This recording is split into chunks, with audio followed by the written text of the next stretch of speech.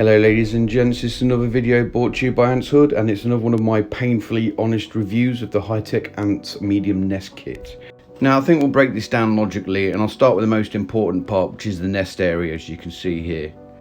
Now, I'll have a quick overview and have a look through it. What I instantly like, red filter, always good. Issue if you've got messes, because they can still see the red filter, but not a drama. It's got these little gypsum-y thingy majiggies or plaster, I don't know what it is, for hydration, not bad. It's got a little air vent there, so you can use the detachable humidity and temperature mic, but as you can see here, I broke the magnet.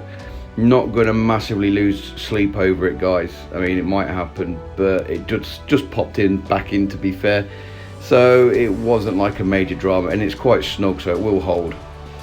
What you have got is a little blanking plate over the other side where this attaches to. There you go, there it is. So you can swip and swap either side, which isn't too bad, or if you've got uber loads of cash, you can buy two for either side just for no reason at all, really. Make it look fancy, yay. Underneath it, you've got these little feet, which is great if you've got a heating cable even, and if you want to put a heat mat there, you can take them off, which is groovy. You've got different attachments you can put on the end of this with this like handy little convertible thingy majiggy.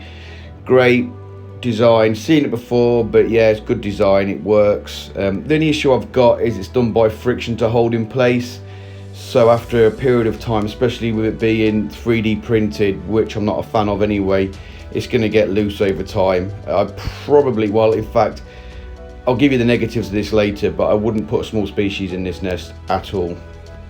While I'm going through all the different connectors and stuff like that, I will leave a link to this web page in my description so you can check it out yourself and see if you want to buy it. The kit that I got here, including the Outworld and the other bits I'm going to go through in a second, was about 70 odd quid plus postage. Not reasonable, not massively expensive. Robj also did a review of this product, so I recommend you go to his channel and check out his reviews as well. Probably got different opinions to me, but just noticed there that I was looking at the plastic quality, and for 3D printing, this is probably one of the best quality 3D printing I've seen to date, to be fair. It's really good, really fine, not massively bumped like you get with lesser quality 3D printing machines. Comes with a red filter, groovy. You've got air vents, you've got little vents there so you can hydrate it without taking the cover off, which is good.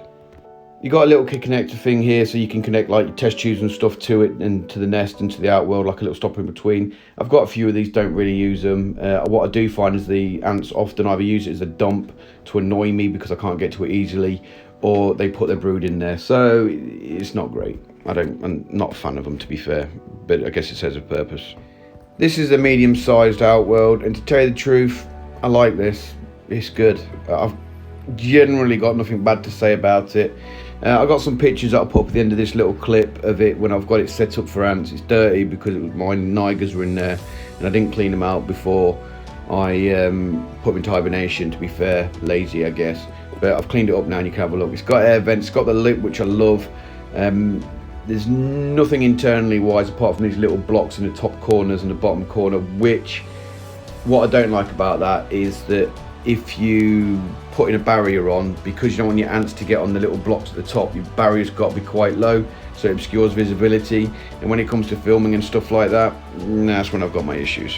Well, I said I've got nothing negative to say about this. I clearly have. The gap between the bottom and the top's too big. As you can see here with my finger, comparatively speaking, it's too much of a space for a heat mat, and it's probably too big as well for a heating cable. So if you've got an exotic species where you need to heat the Outworld, that could be a bit problematic for you. And unless I'm being a bit dumb here, you can't lower the bottom part of it as well, so there's no way of really adjusting it. But let's be honest though, I'm kind of being a bit nitpicky about the Outworld. It's really good, I can't tell you, I like it, and it's a good bit of kit.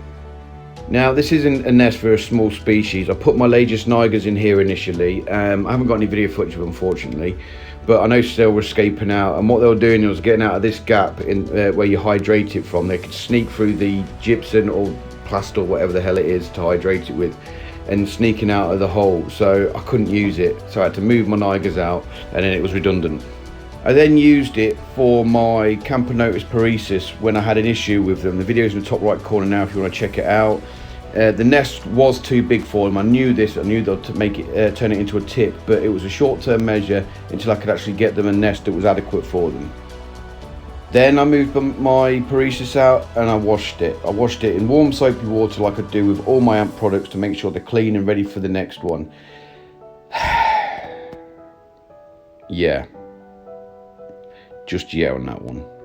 It ended up warping, as you can see here. I mean, it was hand temperature water because I was using my own hands, no gloves to wash my stuff. But I managed to warp this. I don't know how I did it. It's really frustrating, as you can see here on the top glass, which is screwed down, and then I pinned it down as well with like crocodile clips. I can't remember what stuff I used from models, clamps, that's the word I was looking for, to try and bend it back into place. No luck. And as you can see from this video, it's quite a significant bend. Now, as you can see from the design, it's only screwed down in 2 corners, not all 4. So what that means is that I can't screw the other corners down. And if you look at the red filter, which hasn't been warped, there's quite a significant gap there. And because of the gaps there, I can't physically use it because there's a gap in the corner as well, as you can see here in the screen.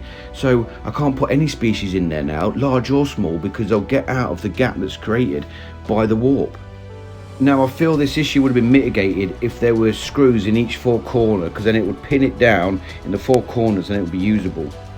And this is why I avoid 3D printed nests, because they absorb moisture and they tend to warp and stuff. So I took a gamble with this.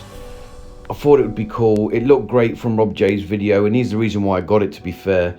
But I'm disappointed, to be honest. I think for the price tag that it's got for the complete set, which is reasonable, I guess, I expected a bit better. Now, yeah, I don't know what else I can add to that. I just expected better.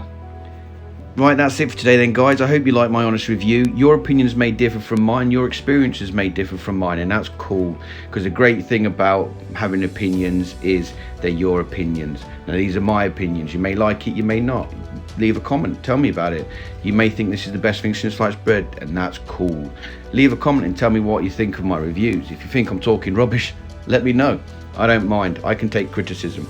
Anyway, as always, guys, I hope you enjoyed the video, and I'll see you on my next product review or my next ant video. I really can't decide what I'm going to do next, but either way, see you in the next video.